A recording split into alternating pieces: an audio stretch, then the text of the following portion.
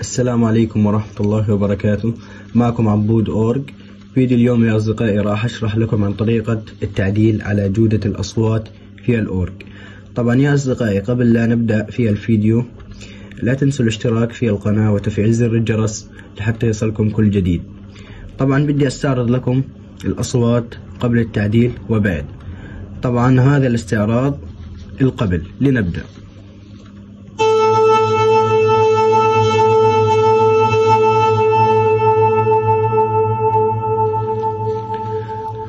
طبعا مثل ما انتم سامعين الجودة كثير سيئة.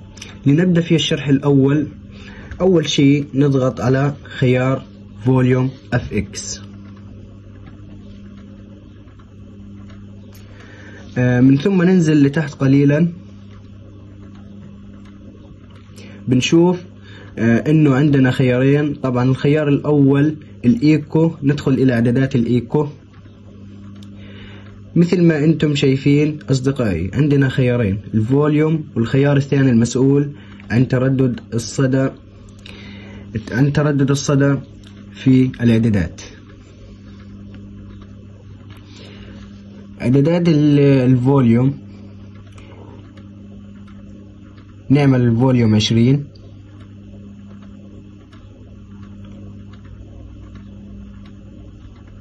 والخيار الثاني نعمله 100. من ثم إلى إغلاق. وبعدها عندنا الخيار الثاني الريفيرب. طبعا أصدقائي ندخل إلى إعدادات الريفيرب. طبعا في الريفيرب عندنا خيارين مهمين المسؤولين عن تردد الصدى اللي هم الخيار الثاني والأخير. طبعا الخيار الثاني نعمله 8 والخيار الأخير عفوا الخيار الأخير نعمله 4 والخيار الثاني نعمله كمان 4.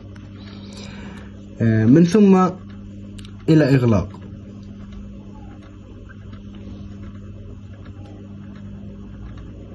طبعا بدي أستعرض لكم الأصوات بعد التعديل.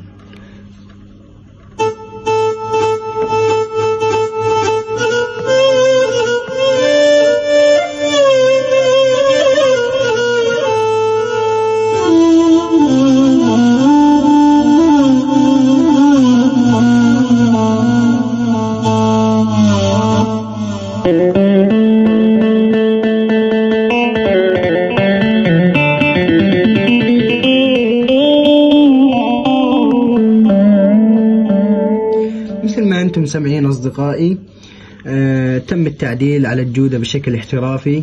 وهون بنكون وصلنا لنهاية الفيديو. يعطيكم ألف عافية.